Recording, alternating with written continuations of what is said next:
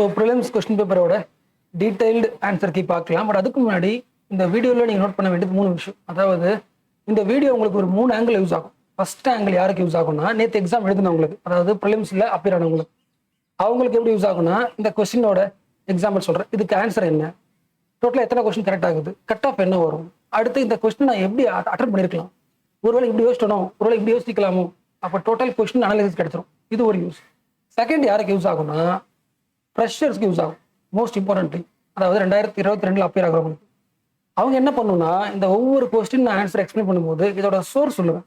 அதாவது இந்த கொஸ்டின் எங்கிருந்து வந்திருக்கு, எந்த புக்கில் வந்திருக்கு நான் சொல்லுவேன். ஒவ்வொரு கொஸ்டின் சொல்லுவேன். அதான் நீங்கள் நோட் பண்ணணும். கரெக்ட் தானே? இந்த கொஸ்டினுக்கு ஆன்சரை விட இது எங்கிருந்து வந்திருக்கு உங்களுக்கு முக்கியம். அப்போ இந்த 100 கொஸ்டினுக்கும் நான் சோர்ஸ் சொல்லும்போது அதை நோட் பண்ணி வச்சுக்கணும். ஏன்னா அதுதான் உங்க 2022 ப்ரிப்பரேஷனோட ரீடிங் ஸ்டைலே மாற்றும். அது முக்கியம். அட் த சேம் டைம் சில ரேண்டம் கொஸ்டின் வரும். அந்த ரேண்டம் கொஸ்டினுக்கு சோர்ஸ் தேடாதீங்க. ஓகே, ஏன்னா இந்த ரேண்டம் கொஸ்டின்ஸ்ல எக்ஸாம்பிள் ஸ்போர்ட்ஸ் கொஸ்டின் ஒரு 3 கொஸ்டின் வந்துச்சு. அப்போ நீங்கள் என்ன பண்ணீங்கன்னா, ஓகே இதெல்லாம் வருது போல, இம்பார்ட்டா வருது போல, அதுக்கு டைப் பண்ண ஆரம்பிச்சிருவீங்க. அப்படி பண்ண தேவையில்லை. சில ரேண்டம் கொஸ்டினுக்கு நம்ம என்ன பண்ணோம்னா, இன்டெலிஜென்ட் கெஸ்ஸிங் வச்சு சமாளிச்சிடலாம். ஓகே, ட்ரிக் ஒர்க் பண்ணியே சமாளிச்சிடலாம். அப்போ என்னென்ன கெஸ் ஒர்க்லாம் பண்ணுன்றது நான் சொல்கிறேன். ஓகே, அதுவும் இதில் வந்துடும். அதை பார்த்துக்கு. தேர்ட்லி இது யாருக்கு யூஸ் ஆகும்னா, last year prelims current affairs பேட்ச்ல நம்ம கிட்ட படிச்ச ஆட்கள். நீங்கள் என்ன பண்ணணும்னா, உங்களுக்கு எப்படி யூஸ் ஆகும்னா, உங்களுக்கு தெரியும்ல, லாஸ்ட் 4 இயர்ஸை விட இப்போ இந்த இயர் கொஸ்டின் பேப்பர் வந்து அன்கன்வென்ஷனில் ட்ரெண்டே மாறி இருக்கு. அப்படி ட்ரெண்டு மாறி இருந்தாலுமே, வழக்கமாக கேட்குற ஏரியா கேட்காம வேற மாறி இருந்தாலுமே, நம்ம கரண்ட் அஃபேர்ஸ் புக்லெட் இருக்குல்ல, நீங்கள் 60+ புக்லெட் படிச்சிருப்பீங்க. மினிமம் சொல்கிறேன், 60+ கரண்ட் அஃபேர்ஸ் புக்லெட் படிச்சிருப்பீங்களே. இதில் எந்த பேஜ்ல இருந்து கொஸ்டின் வந்திருக்கு, எந்த பேராகிராஃப் வந்து கொஸ்டின் வந்திருக்குன்றத அனலைஸ் பண்ணி போட்டிருக்கு. அதையும் பார்த்து ஓகேவா. அதே மாதிரி இந்த வீடியோ முடிக்கும் போது உங்களுக்கு தெரியும், நிறைய பேருக்கு புதுசாக இருந்திருக்கும். அதெல்லாம் உங்க நோட்ஸ்லேயே இருந்திருக்கு, கரண்ட் அஃபேர்ஸ் நோட்ஸ் புக்ல இருந்திருக்கு. அதை நான் சொல்றேன். ஓகேவா. ஃபர்ஸ்ட் ஆரம்பிக்கலாம். ஸோ ஃபர்ஸ்ட் கொஸ்டின் இது பார்த்துருப்பீங்களா, ஏன்ஷியன்ட் இந்தியாவில் இருந்த அந்த பாவபுத்தி, அஸ்திமல்லா, சேமேஸ்வரா, வேற ஃபேமஸ் ஃபார் இந்த சேமேஸ்வரான்னு போட்டவனே பேர் நினைச்சிருப்போம். அப்போ மாங்ஸா இருக்கலாம் நம்ம பிளான் பண்ணியிருப்போம். ஆனால் தப்பு தானே. அதே மாதிரி இந்த ஒரு கொஸ்டினுக்காக உங்களோட ஏன்ஷியன்ட் ஹிஸ்ட்ரி, மிடில் ஹிஸ்டரியோட சோர்ஸ் புக்ல மாத்திராதீங்க. ஓகேவா. நம்ம கிட்ட இருக்க என்சிஆர்டி அதிகம், சமச்சீர் புக்கு அதுவே போதும். ஓகேவா. ஏன்னா இதுல அஸ்திமலா, சேமேஸ்வரம் தெரியாம இருக்கலாம். ஆனால் பாவபுத்தின்றது பயங்கரமான ஆளு. அது கேட்காத ஸ்டூடெண்ட்ஸ் இருக்க மாட்டாங்க. நீங்க கிளாஸ் அட்டன் பண்ணினாலே பாவபுத்தி சொல்லியிருப்பாங்க. ஏன்னா காளிதாசா எந்த அளவுக்கோ அந்த அளவுக்கு கம்பேர் பண்ற ஒரு ஆள் பாவபுத்தி. ஸோ என்சிஆர்டி புக்லேயே இந்த பேர் இருக்கு. நீங்க ஆராய்ச்சி படிச்சிருந்தாலும் சரி, நிதின் சிங்கானியா, நீங்க எந்த புக் வச்சிருந்தாலுமே அதில் கண்டிப்பாக பேர் இருக்கும். ஓகேவா. அந்த எக்ஸாம் ப்ரெஷர்ல அந்த டைம்ல ஞாபகம் வந்திருக்காரு. அப்போ ஆஸ் சொல்றது தான், இது இந்த மாதிரி டேர்ம் கொடுத்து நமக்கு அந்த டைம்ல ஞாபகம் வரணும்னா ரிவிஷன் 4-5 தடவை பண்ணணும். அட்லீஸ்ட் ஒரு 6 தடவை பண்ணணும். ரிவிஷன் பண்ணியிருந்தா டக்கு ஞாபகம் வந்திருக்கும். பாவபுத்தி ஞாபகம் வந்திருப்பாரு, காளிதாசா கிளியர் ஆகிட்டு போயிட்டு இருக்கலாம். அடுத்த கொஸ்டின் பார்க்கலாம். Montagu Chelmsford reform 1919 recommended voting rights to all the women அப்போ ஏஜ் ஆஃப் 21. கண்டிப்பா தப்பு இல்லை. 1947 அப்புறம் தான் பெண்களுக்கு எல்லா உரிமையும் கிடைக்குது. எல்லா பெண்களுக்கும் ஓட்டு உரிமை கிடைக்குது இல்லை. அப்படியே வச்சுக்கலாம். நேச்சுரலாவே 1947 முன்னாடி வரைக்குமே பெண்களுக்கு நிறைய லிமிடேஷன்ஸ் இருக்கு. எதுவுமே அப்சல்யூட்டா கிடைக்கல பெண்களுக்கு விடுதலைக்கு முன்னாடி வரைக்குமே. ஸோ கண்டிப்பா தப்பு, இது எல்லாருக்குமே தெரியாது. அடுத்தது government of India 1935 gave women reserved seats in legislature. தெரியுங்களா? அது 1935 ஆக்ட் வந்து 3 பேருக்கு ரிசர்வேஷன் தருது. ஒன்று வந்து உமனுக்கு தருது, 2வது ஒர்க்கர்ஸ்க்கு தருது, 3வது இன்னொரு W weaker section SC STs தருது. 3W படிச்சிருப்போம். லட்சுமிகாந்த் சாப்டர் 1லயே இருக்கு இந்த பாயிண்ட், அப்படியே இருக்கு. ஸோ சோர்ஸ் புக் அதான். அடுத்த question 8th August 1942 India history நடந்துச்சு. எல்லாருக்குமே தெரியும்ல. எல்லாருக்கும் தெரியாத விட எல்லா ஸ்டாண்டர்ட் புக் நீங்க என்சிஆர்டி படிச்சாலும் சரி, ஸ்பெக்ட்ரம் படிச்சிருந்தாலும் சரி, ஏதாவது ஒன்று படிச்சிருந்தாலுமே கண்டிப்பா தெரிஞ்சிருக்கும். Quit India resolution. ஓகேவா. நீங்க தெரிஞ்சுக்க வேண்டியது, கோர்ல இருக்கிற ஸ்டாண்டர்ட் புக்ஸ் எதுவும் மாறவே இல்லை. நம்ம ரீடிங் ஸ்டைல் தான் மாற்றணுன்றது தெரியுதுல்ல. தப்பு ஆகிருந்தா நான் சொல்றேன். ஓகேவா. ஸோ பிபின் சந்திரா படிக்கிற ஆளுக்கும் என்சிஆர்டி படிக்கிற ஆளுக்கும் ஸ்பெக்ட்ரம் படிக்கிற ஆளுக்கும் டிஃபரன்ஸ் கிடையாது. நீங்க ஏதாவது ஒன்று படிச்சு அதை ரிவிஷன் பண்ணியிருந்தா அடிச்சிருக்கலாம். மேலே கொஸ்டினுமே லட்சுமிகாந்த் புக் தான், சாப்டர் 1ல தானே. அப்போ புக்கு கட்ட அந்த சோர்ஸ் விஷயம் கிடையாது, வே ஆஃப் ரீடிங் ஸ்டைல் தான் மாற்றணும் தப்பா இருந்தா. அடுத்த கொஸ்டின் பார்க்கலாம். Songs from prison and a translation of an ancient Indian religious lyric in English. யாரோட புக் கேட்குறாங்க? இது காந்தி. இது இந்த கொஸ்டின் அட்டன் பண்ண அவசியமே கிடையாது. ஏன்னா ஹிஸ்ட்ரி ஆப்ஷன் படிச்சவங்களுக்கு நோட்ஸ்ல இது கிடையாது. ஓகே. அப்போ இது வந்து ரேண்டம் கொஸ்டின். ஸோ இது நீங்க ரைட் வாங்கணும் யோசிக்க தேவையில்லை. இந்த தப்பு வாங்கியிருந்தாலுமே அதில் எந்த டிஃபரன்ஸும் உங்களை ரேங்கிங்ல ஆக்காது. ஓகேவா. நம்ம standard core books plus current affairs படிச்சாலே கண்டிப்பா 80 கொஸ்டின்ஸ் கரெக்ட் ஆக முடியும். ஓகேவா. அதெல்லாம் வச்சுங்க. ஸோ இந்த ரேண்டம் கொஸ்டின் வச்சுக்கிட்டு அப்போ எல்லா புக்ஸ் பற்றியான டிரான்ஸ்லேஷன் படிக்கணும் அப்படின்னு யோசிக்காதீங்க. இது ஹிஸ்ட்ரி, அதனால தான் பாயிண்ட் சொல்றேன், ஹிஸ்ட்ரி ஆப்ஷனல் நோட்ஸ்ல இது கிடையாது. அப்போ இது தப்பு வாங்கிட்டீங்கன்னா இது உங்களோட டிசைடிங் ஃபேக்டரா இருக்காது. சில பேர் என்ன பண்ண சொல்றேன், எக்ஸாம் முடிச்சுட்டு வந்து சொன்ன ஸ்டூடெண்ட்ஸ் சில பேர் என்ன சொன்னாங்கன்னா, இந்த கொஸ்டின் ஃபர்ஸ்ட் அட்டன் பண்ணல, வெயிட் பண்ணிட்டு எல்லா கொஸ்டின் படிச்சு பார்த்துட்டாங்க. படிச்சு பார்த்தவொடனே ஒட்டுமொத்த கொஸ்டின் பேப்பர்லையுமே காந்தி பத்தி எதுவுமே வரலன்னா இது காந்தியா இருக்கும்னு ட்ரை பண்ணிட்டாங்க. அது அவங்களோட லாஜிக். ஏன்னா ஒரு கொஸ்டின் பேப்பர்ல கண்டிப்பாக காந்தி பத்தியோ இல்லை புத்த ஜெயந்தி பத்தியோ வருன்ற ஒரு பேட்டர்ன் கொஸ்டின் இருக்குல்ல, அதை வச்சு முடிவு பண்றாங்க. அதெல்லாம் யோசிக்க வேணாம், நான் சொல்றேன். ஓகே, 5th கொஸ்டின் பார்க்கலாம். அதுக்கு முன்னாடி இப்போ எக்ஸாம்பிள் சொல்றேன். உங்ககிட்ட நான் வந்து முகல்ஸ் சாப்டர் கொடுத்து படிக்க சொல்றேன். எதை ஃபர்ஸ்ட் படிப்பீங்க? முகல்ஸ்ல ஃபர்ஸ்ட் யார் வந்தா, அடுத்து அவங்க பையன் யாரு, அவனோட பாலிசி, அதான் படிப்பீங்க? இல்ல முகல்ஸ்னால எது ஃபேமஸ்? அவங்களோட அட்மினிஸ்ட்ரேஷன் தானே. புரிச்சுல? முகல் வந்து பெரிய சாம்ராஜ்யம். அப்போ அவங்க அந்த பெரிய சாம்ராஜ்யத்தை எப்படி கொண்டு போனாங்க, அதுல யாரெல்லாம் வந்து லீடர்ஸ் யாரு, அதான முக்கியம். அப்ப முகல்ஸ் கேட்டாங்கன்னா அவங்களோட அட்மினிஸ்ட்ரேஷன் பத்தி தான் கேட்பாங்க. அது ஒரு 2 பேஜ் தான் இருக்கும். எந்த புக் இருந்தாலும் சரி, சதீஷ்சந்திரா இருந்தாலும் சரி, சமச்சீர், எந்த புக் எடுத்தாலுமே, NCERT. ஓகேவா? அப்ப இந்த மிடில் இந்தியா கொஸ்டின்ஸ்க்குமே இது ஆன்சர் வந்து pargana, sarkar, suba. Same Mughal administration. ஓகேவா? அது ஸோ அப்போ என்ன சொல்றேன்னா, உங்களோட டெக்ஸ்ட் புக் சோர்ஸ் மாறல, ஸ்டாண்டர்ட் தான், ரிவிஷன் மட்டும் தான் பண்ணணும் நீங்க. ஓகேவா? மேபி நீங்க வந்து எனக்கு அந்த எக்ஸாம் டைம்ல நான் படிச்சு ஞாபகம் வரலன்னா, அப்போ நீங்க வந்து இன்னும் வந்து உங்களோட ரீடிங் கண்டென்ட்டை கம்மியாக்குங்க. முகல்ஸ் படிக்க போறீங்களா, முகல்ஸ்ல எல்லாத்தையும் படிச்சுட்டு எதை ரிவிஷன் பண்ணணும், அட்மினிஸ்ட்ரேஷன் ரிவிஷன் பண்ணுங்க. ஓகேவா? ஒரு ஸ்டூடெண்ட் என்ன சொன்னா, விஜய் எல்லாம் இந்த கொஸ்டின் தப்பு வாங்கிட்டேன் சார், நான் சர்க்கார் போட்டேன், எல்லாத்தோட பெரிய சர்க்கார் தானே அப்படி வச்சு போட்டேன்னு சொன்னா அப்படிலாம்.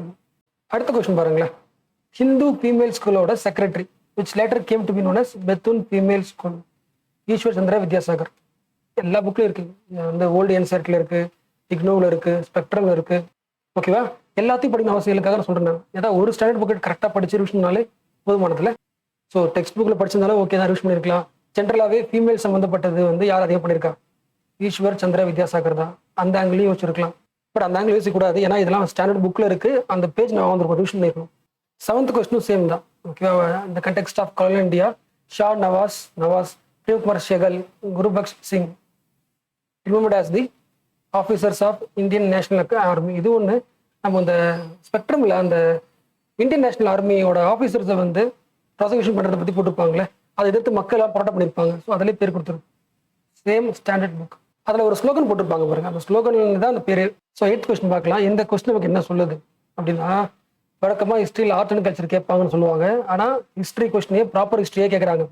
இப்போ கண்டிப்பாக நம்ம என்ன பண்ணணும்னா, ஹிஸ்ட்ரியில் standard NCERT book 11th 12th இருக்குல்ல, இந்த மிடிவல் ஹிஸ்ட்ரி, RS சர்மா புக்லாம் இருக்குல்ல, அதை கண்டிப்பாக அட்லீஸ்ட் ஒரு ரீட் விட்டுருணும். ஃபர்ஸ்ட் பேஜ்லேருந்து லாஸ்ட் பேஜ் வரைக்கும் ஒரு ரீட் விட்டே ஆகும் கண்டிப்பாக. ஏன்னா வழக்கமாக இந்தியன் ஹிஸ்ட்ரினா கல்ச்சுரல் ஹிஸ்ட்ரி தான் கொஸ்டின் கேட்பாங்க. ஆனால் இப்போ கேட்குறாங்க பொலிட்டிக்கல் ஹிஸ்ட்ரி கொஸ்டின் வருது இல்லை, அப்போ அட்லீஸ்ட் ஒரு ரீட் விட்டுருணும்ல.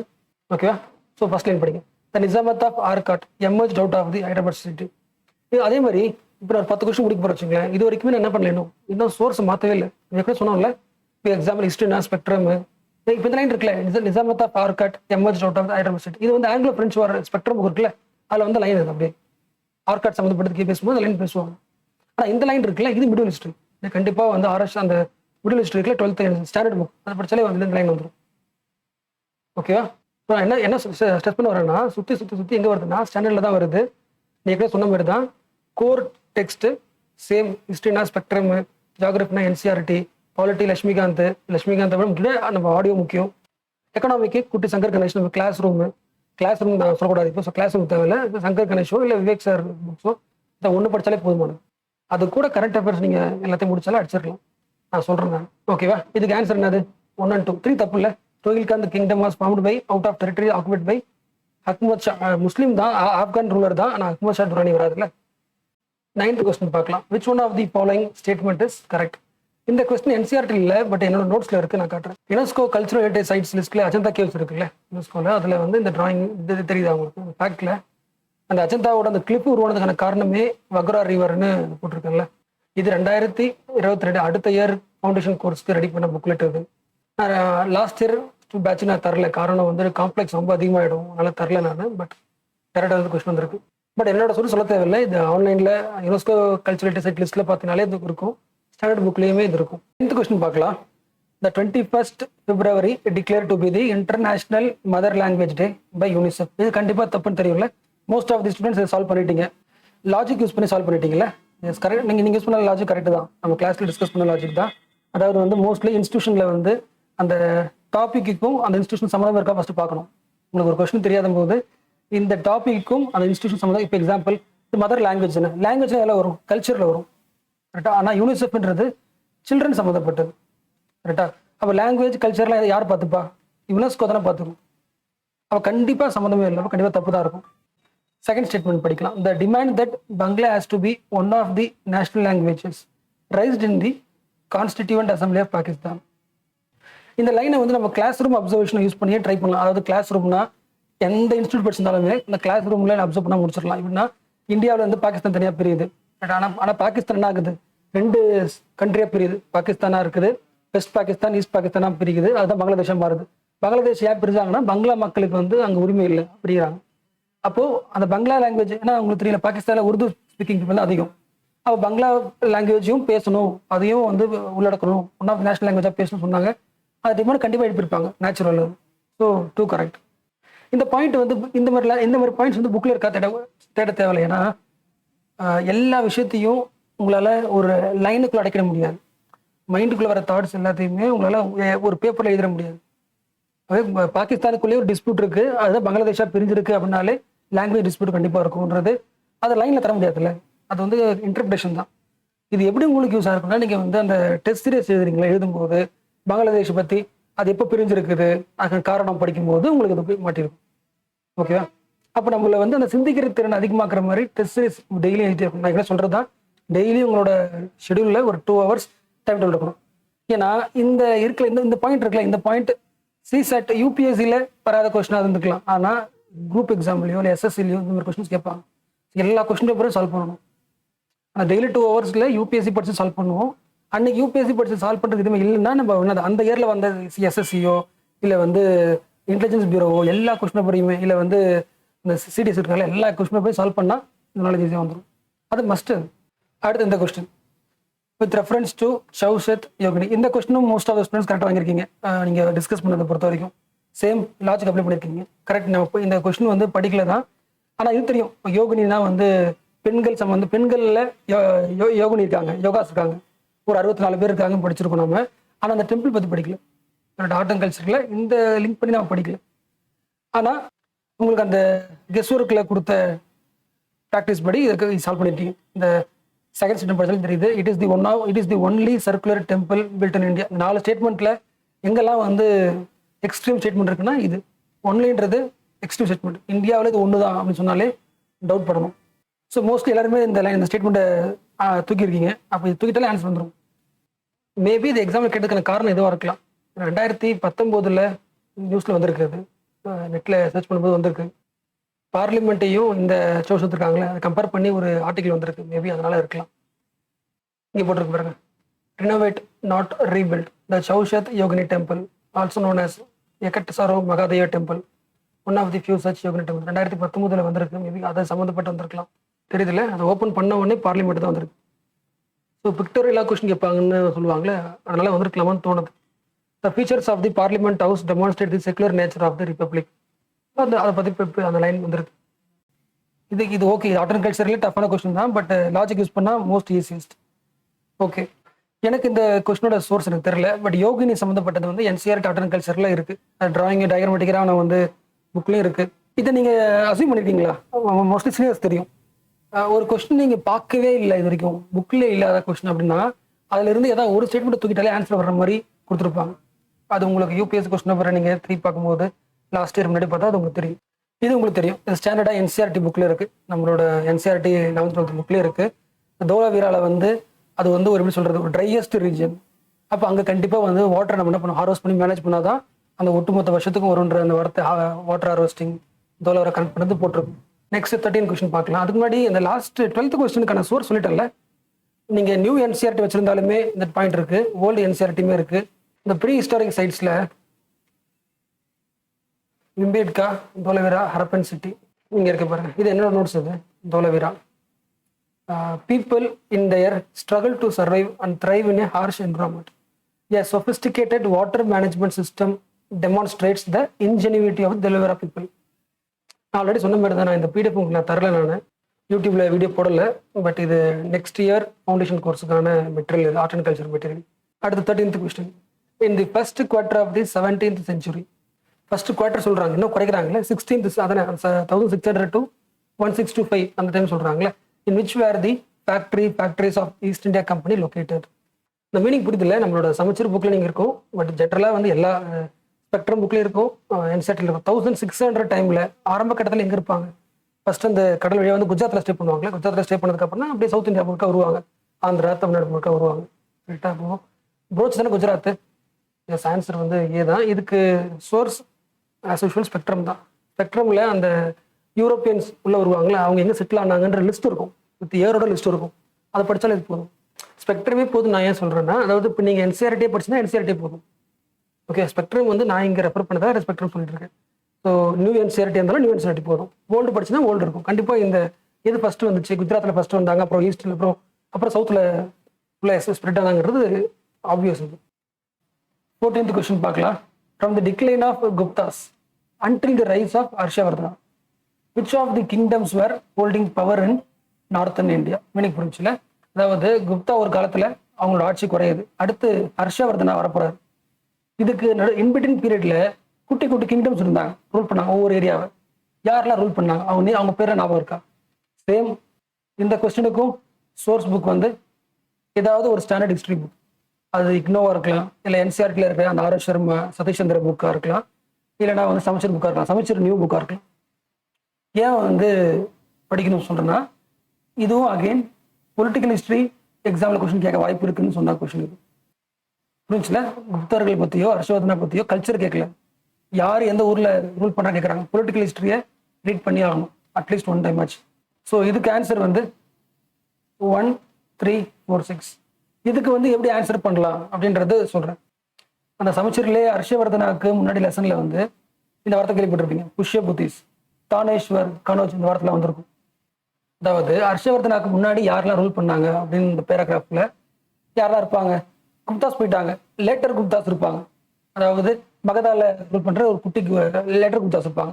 ஸோ குப்தாஸ் ஆஃப் மகதா, அப்புறம் புஷ்யபுத்திஸ், அப்புறம் கனோஜில் குட்டி குட்டி அரசாங்கங்கள் இருக்கும்னு படிச்சிருப்போம். ஸோ சமச்சீரும் வச்சுக்கலாம், இல்லைன்னா ஏதாவது ஸ்டாண்டர்ட் புக் என்சிஆர்டி. பட் நம்ம வந்து என்ன பண்ணலாம்னா standard NCERT old NCERT first fix பண்ணிக்கலாம். அதே மாதிரி இந்த கொஸ்டின் என்னோட ஆர்ட் அண்ட் கல்ச்சர் நோட்ஸில் கிடையாது, ஏன்னா இது இந்த பாயிண்ட்டு கல்ச்சரில் வராதுல்ல, ஆனால் என் நோட்ஸில் இல்லை. மேபி இந்த 2022 ஃபவுண்டேஷன் கோர்ஸுக்கு இந்த மாதிரி டாபிக்ஸ்லாம் எடுத்து பாக்ஸ் போட்டு ரெடி பண்ணணும். 15th பார்க்கலாம். அதுக்கு முன்னாடி இந்த கொஸ்டின்ஸ் வந்து இது எல்லாமே தெரிஞ்சிருக்கணும் அவசியம் இல்லை, ஓகேவா? இது இந்த வே ஆஃப் கொஸ்டினே புதுசாக இருக்குன்னு நினைப்போம், அப்படிலாம் கிடையாது. இதுக்கு எல்லாமே தெரியணும் அவசியம் இல்லை. இதில் நீங்கள் புஷ்ய புத்திஸ், தனேஸ்வர், கனோஜ், லேட்டர் குப்தாஸ்க்கு அப்புறம் யார் வருவாங்க? லேட்டர் குப்தாஸ் வருவாங்க. இந்த 1, 3, 4 வச்சாலே சமாளிச்சுக்கலாம். 1, 3, 4 இது ஒன்று தான் இருக்குது, படிச்சிடலாம், ஓகேவா? அப்போ என்சிஆர்டியை தெளிவாக பேசிக்கு படித்தாலே போதும்ல. பட் நம்ம மிஸ் பண்ணிட்டோம், நம்ம வந்து ancient history, middle history book படிக்கல, அதனால டஃப் இது. இந்த 15th கொஸ்டினுக்கு எனக்கு ஆன்சர் தெரியல மீன்ஸ் நான் வந்து கூகுளில் பார்க்கலாம். கூகுளில் பார்த்தா வந்து 1, 2, சில சைட்டில் 4th சொல்கிறாங்க. ஸோ நம்ம ஸ்டாண்டர்ட் புக்கில் இல்லை, அதனால நான் இந்த ஆன்சர் சொல்லலை. என்ன சொல்கிறேன் புரியுதில்ல, நம்ம என்ன படிக்கிறோமோ ஸ்டாண்டர்ட் புக்கில் இருந்தால் தான் கரெக்டாக சொல்ல முடியும். ஸோ ஆன்லைனில் வந்து ஒவ்வொருத்தவங்க மாதிரி போட்டுக்கலாம்ல.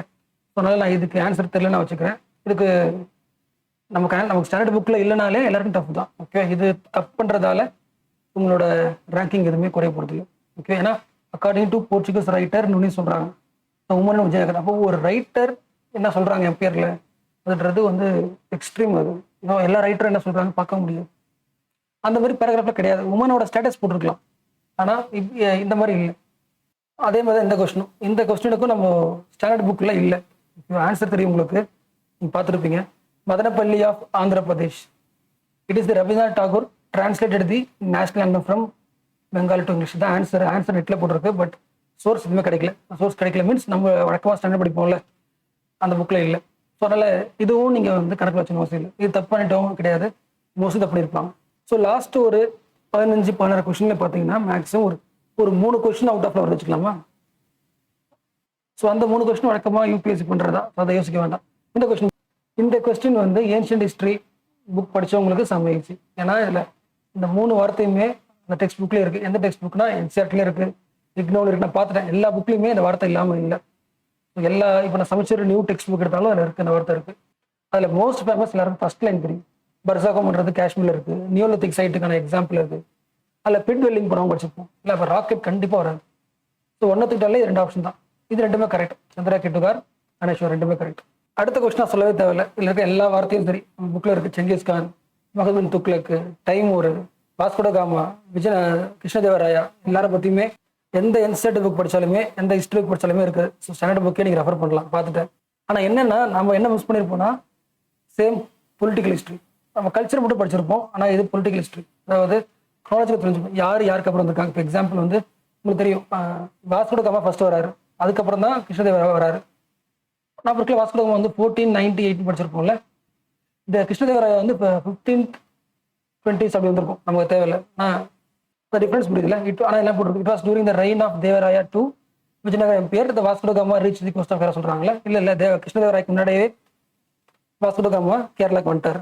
ஸோ அப்போ 3 தூக்கிட்டாலே இது ரெண்டும் போயிடுச்சு. இது ஒன்று தான். இதில் ஆன்சர் வந்து A ஒன்லி தான். இதுவும் தப்பு. இந்த கொஸ்டின் நமக்கு என்ன ஃபோர்ஸ் பண்றாங்கன்னா, என்சிஆர்டி ரீட் பண்ணுங்க, அதில் பொலிட்டிக்கல் ஹிஸ்ட்ரி படிக்கணும், குரோனாலஜிக்கல் முக்கியம்னு சொல்றாங்க. அப்போ அடுத்த வருஷம் ப்ரிப்பரேஷனுக்கு எக்ஸ்ட்ரா பர்டன் உருவாகுது உங்களுக்கு. கல்ச்சர் பாட்டு மட்டும் பத்தாது, கல்ச்சரல் ஹிஸ்ட்ரியோட பொலிட்டிக்கல் ஹிஸ்ட்ரியும் படிங்க. RS சர்மா புக்கு, சதீஷ் சந்திர ராய் புக் 2 புக்கையும் முடிச்சு கட்டணும். அடுத்த கொஸ்டினும் கொஞ்சம் எக்ஸ்ட்ரீம் கொஸ்டின் தான், 19th கொஸ்டினும். பட் கெஸ் ஒர்க்கில் இந்த கொஸ்டினை சால்வ் பண்ணலாம். அது எப்படி பண்ணலாம் நான் சொல்கிறேன், ஓகேவா? எப்பொழுதுமே ஒரு டஃப்பான கொஸ்டின் வந்துச்சுன்னா கண்டிப்பாக ஒரு ரூல் இருக்கும். அதாவது இந்த 3 ஸ்டேட்மெண்ட்டில் ஏதோ ஒரு ஸ்டேட்மெண்ட் தூக்குனா ஆன்சர் வர மாதிரி ஒன்று இருக்கும். அந்த ஒன் ஸ்டேட்மெண்ட் வந்து கண்டிப்பாக எக்ஸ்ட்ரீமாகவும் இருக்கணும். இப்போ எக்ஸாம்பிள் ஃபர்ஸ்ட்லையும் படிக்கலாம். Saint Francis Xavier was one of the founding member of Jesuit order. இது வந்து காமனான சென்டென்ஸ் மாதிரி இருக்குல்ல, ரொம்ப எக்ஸ்ட்ரீம் சென்டென்ஸ் கிடையாது. ஒரு மெம்பர் சொல்றாங்க, அவ்வளவுதான். அப்போ கண்டிப்பாக ஒன்று தப்பா. செகண்ட் படிக்கலாம். செயின்ட் பிரான்சிஸ் சேவியர் டைட் இன் கோவா. இந்த இடத்த மாற்றலாம். And a church is dedicated to him. அப்போ இந்த இடத்துல ஒரு பிளேஸை மாற்றுறதுக்கு வாய்ப்பு இருக்குல்ல. அப்போ என்ன சொல்றேன்னா, இந்த ஃபர்ஸ்ட்டை கம்பேர் பண்றதை விட செகண்ட்ல செக் வைக்கிறதுக்கு வாய்ப்பு உண்டுன்னு சொல்றேன். இது கூடவே நம்ம வந்து அந்த ஏதாவது ஸ்டாண்டர்ட் ஹிஸ்ட்ரி புக் படிச்சிருந்தா நமக்கு தெரியும். பிரான்சிஸ் சேவியர் கோவா வந்தாரு, ஆனால் கோவா செட்டில் ஆகல, சைனா போயிட்டாரு. ஸோ சைனாவில் தான் இறந்துருப்பார். அப்போ 2 தூக்கிட்டாலே நமக்கு மேக்ஸிமம் ஆன்சர் வந்துடும். ஸோ 20th கொஸ்டின் பார்க்கலாம். இது கம்ப்ளீட்டாக மித்தக்ஷரா பேஸ் பண்ண கொஸ்டின். இது நம்மளோட ஸ்டாண்டர்ட் புக்லேயோ, அதாவது என்சிஆர்டிலையோ, சமச்சீர்லையோ, இல்லை இக்னோவிலே கிடையாது. பட் உங்களுக்கு ஏஎல் பஷம் தெரியும்ல, ஆஸ்திரேலியாக்காரரு. பட் அவர் புக்கு இருக்காருல்ல, அந்த wonder that was India, history options நமக்கு தெரியும். அவரோட புக்கில் இருக்குது. பட் அதுக்காக அந்த புக் படிக்க தேவையில்லை, நம்ம மெயின்ஸில் இது கவர் பண்ணுறோம்.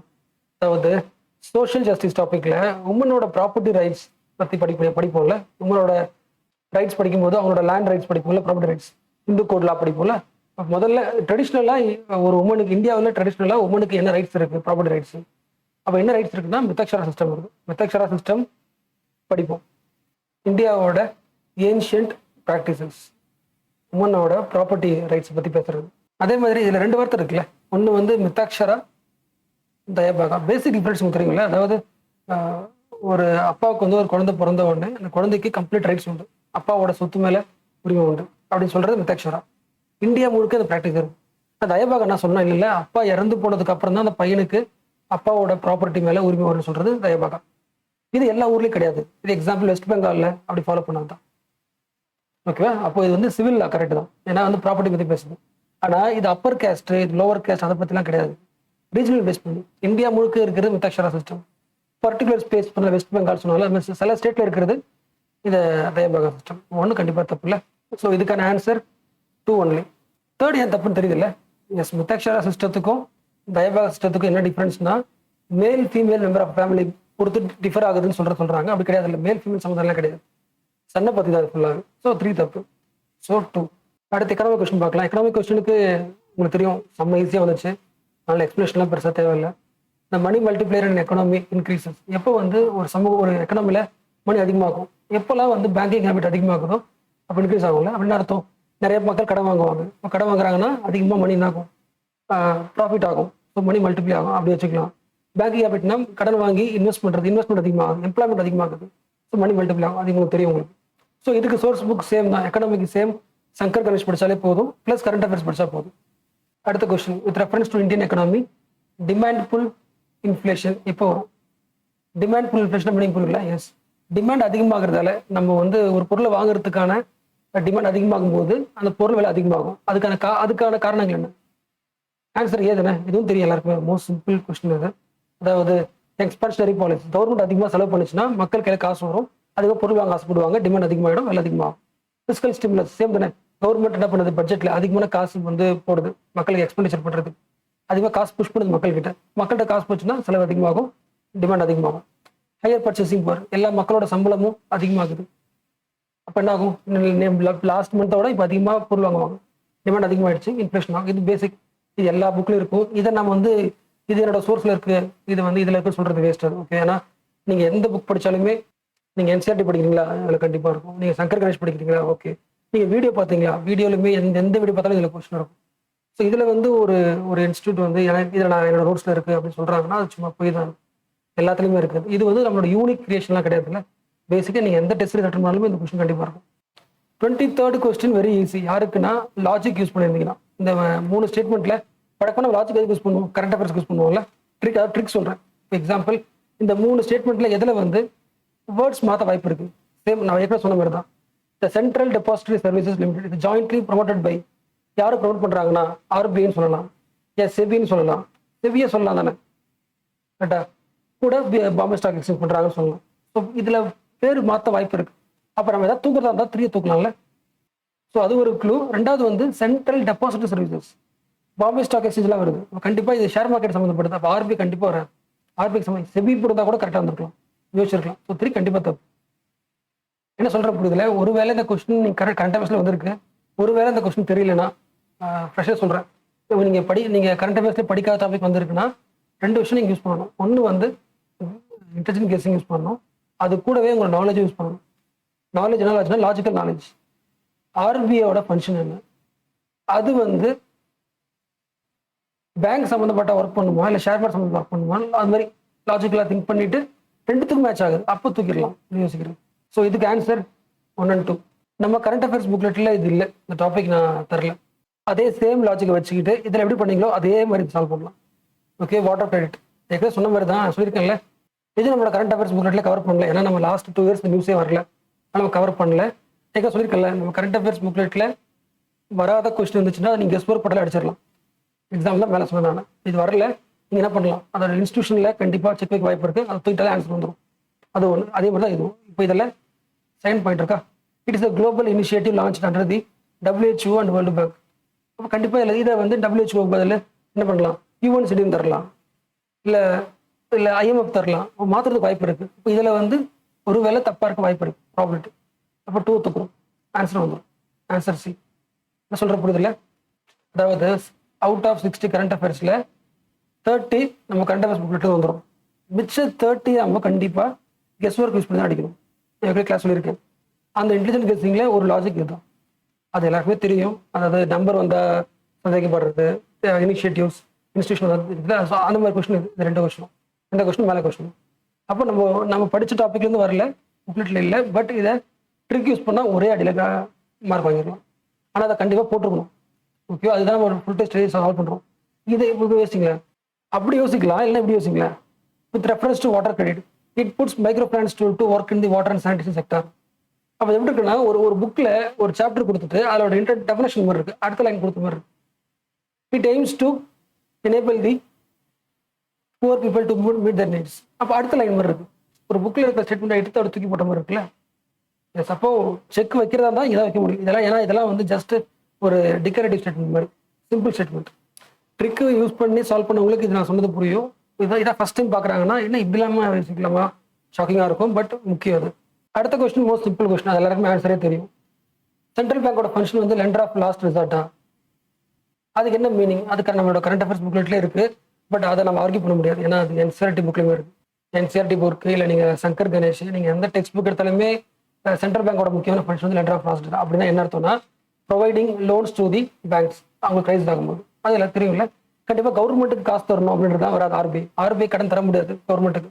அதான் FRBM ஆக்டே என்ன பண்ணுது, பேன் பண்ணுது. இந்த பாயிண்ட்லாம் உங்களுக்கு அந்த நம்மளோட கரண்ட் அஃபேர்ஸ் புக்லெட்டில் இந்த டாபிக் இருக்குல்ல, இந்த ஆர்பிஐ பார்த்தோம்ல, ஆர்பிஐயோட பேசிக் ஃபங்க்ஷன் கரண்ட் அஃபேர்ஸில் ஆட் பண்ணியிருந்தா அதில் இது இருக்குல்ல, இந்த பேங்கர்ஸ் பேங்க், ஆர்பிஐயோட முக்கியமான பேங்கர்ஸ் பேங்க். அதில் தான் என்னது, RBI is thus a lender of last result. பேங்க்கோட பேங்க் ஹெல்ப் பண்ணுறது தான் lender of last result. Government பற்றி வந்திருக்காங்க.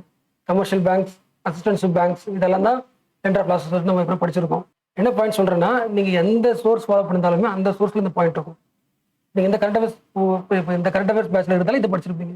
ஒரு இல்லைனா சங்கர் வெஸ்டில் பார்த்தா சங்கர் வெஸ்டில் இருக்க போகுது, இல்லை என்சிஆர்டி புக்கில் இருக்க போகுது. ஓகே, ஸோ இது வந்து பெரிய யூனிக் கொஸ்டின்லாம் கிடையாது. அடுத்த கொஸ்டின் ஆன்சர் சொல்கிறேன், பட் இருந்தாலும் நீங்கள் தெரிஞ்சுக்க வேண்டியது இது. Okay, R2 code of practice mostly எல்லாருக்கும் தெரியும். பட் இருந்தாலும் இந்த கொஸ்டின் தெரியாதவங்க எப்படி சால்வ் பண்ணிக்கணும், ஓகேவா? உங்களுக்கு தெரியும் யூபிஎஸ்சியில் ஒன்று படித்த கொஸ்டின் வரும், அதை படித்தா புரிஞ்சுக்கலாம். படிக்காத கொஸ்டின் வரும், அதை கரெக்டாக ரீட் பண்ணாலும் ஆன்சர் கண்டுபிடிச்சிடலாம். இதுதான் யூபிஎஸ்சியோட easiest language. For example R2 code of ப்ராக்டிஸா, இங்கே R கேபிட்டல் கொடுத்துருக்கு. அப்போ R கேபிட்டல்னா Rல ஒரு எக்ஸ்பென்ஷன் இருக்குன்னு அர்த்தம். அப்போ இந்த 4ல் ஏதோ ஒரு சென்டென்ஸில் இந்த ஆருக்கான எக்ஸ்பென்ஷன் இருக்கும். ஸோ R ஃபார் ரீசைக்ளிங் தான் பெருசாக இருக்கலாம். ஓகே, ராம் சார் இருக்க வாய்ப்பு இல்லை. அது ஒரு இடம். இது ப்ராக்டிஸ் சொல்கிறாங்க, ரீசைக்ளிங் தான் ப்ராக்டிசஸ். ஈஸியாக அடிக்கலாம். இதுக்கு வந்து படிக்கணும் அவசியம் இல்லை. அடுத்து 27 பார்க்கலாம். Why is there a concern about copper smelting plants? இதுக்கு ஆன்சர் ஆல் தி அபோவ். நம்ம என்விரான்மெண்ட் மெயின்ஸ் கரண்ட் அஃபேர்ஸ் புக்லெட்டில் காப்பர் ஸ்மெல்ட்டிங் பொல்யூஷனை உருவாக்கும்னு படிச்சிருப்போம். ஆனால் வந்து இந்த மாதிரி படிக்கலாம், நம்ம ப்ரிலிம்ஸ்க்கு படிக்கல. பட் லாஜிக் யூஸ் பண்ணி ட்ரை பண்ணலாம். ஃபர்ஸ்ட் லாஜிக், மேனா வாய்ப்பு இருக்கலாம். They may release the lethal quantities of carbon monoxide into the environment. சொல்லியிருக்கேன்ல, தே கம்பல்சரின்றதா, கம்பல்சரின்னு வந்தால் எக்ஸ்ட்ரீம் மோட் கண்டிப்பாக தப்பாக இருக்கலாம். தே மேனா ரிலீஸ் பண்ண வாய்ப்பு இருக்குண்ணே. எதை போன் பண்ணாலுமே கார்பன் மோனாக்சைடு வர வாய்ப்பு இருக்குது. இப்போ கரெக்ட் தான், ஒன்று கரெக்ட் தான். அதே மாதிரி தான் இது செகண்ட் பாயிண்ட். காப்பர் ஸ்லாக் மிச்சம் இருக்கிற residue can cause the leaching. மிச்சம் தான் கேன் தான் சொல்கிறாங்க, கேன் காஸ்ட் சொல்கிறாங்க. இருக்கலாம், இல்லாமல் இருக்கலாம் சொல்கிறாங்க. அப்போ கன்ஃபார்ம் இது கரெக்டாக இருக்கும். அதே மாதிரி அடுத்த point, they may release the sulphur di oxide as the pollutants. So answer all the above. என்ன சொல்கிற புரிஞ்சில் நான் இந்த கொஸ்டின் வந்து ஃப்ரெஷருக்கு சொல்ல வேண்டியது இன்னொன்று தான். தே மே இந்த மாதிரி வந்துச்சுன்னா வாய்ப்பு இருக்கலாம்னு சொல்கிற கொஸ்டின் மேக்ஸிமம் அந்த ஸ்டேட்மெண்ட் கரெக்டாக தான் இருக்கும். ஓகேவா? கம்பல்சரியா தே ஒன்லின்னு சொல்கிறத விட தே மே ஓரளவுக்கு வாய்ப்பு இருக்குல்ல, அதான்.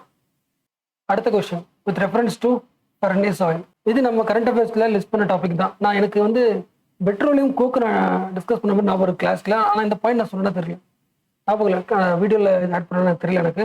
பட் இதுதான் கொஸ்டின் வந்திருக்கு. அதாவது ஒரு ஆயிலை ஃபில்டர் பண்ணும்போது லைட்டர் ஒரு ஃபில்டர் ஆகும்போது கடைசியாக இருக்கிறது தான் ஹெவியராக இருக்கும். அந்த ஹெவியர் ஆயில் தான் அந்த ஃபர்னேஸ் ஆயில். மேபி அந்த என்விரான்மெண்ட் பொல்யூஷன் மெயின்ஸ் அதில் சொல்லியிருப்பேன் நினைக்கிறேன்.